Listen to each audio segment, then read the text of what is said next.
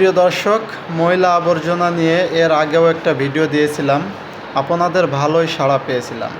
এই সামনে যে পথটি দেখতে পাচ্ছেন, এটা খুবই পরিষ্কার পরিচ্ছন্ন একটি পথ, কিন্তু পথের দুপাশে খুবই ময়লা আবর্জনা নোংরা ফেলে রেখেছে সাধারণ জনতা। কিছু বিবেকহীন লোক, কিছু সামাজিক সচেতনহীন লোক, এই সমস্ত লোকগুলোর কারণে পরিবেশ আজকে নষ্ট হয়ে যাচ্ছে, পরিবেশের ভারসাম্য নষ্ট হচ্ছে। এই ময়লা আবর্জনায় শুধু মানুষের ক্ষতি নয়, মানুষের ক্ষতির পাশাপাশি পশু পাখির ক্ষতি হচ্ছে এবং মাটির ক্ষতি হচ্ছে। সেই সাথে বাতাসের সাথে জলীয় বাষ্পে হয়ে এটা মানুষের নিঃশ্বাসে গিয়ে পেটে গিয়ে বিভিন্ন ধরনের অসুখ বিসুখ হচ্ছে।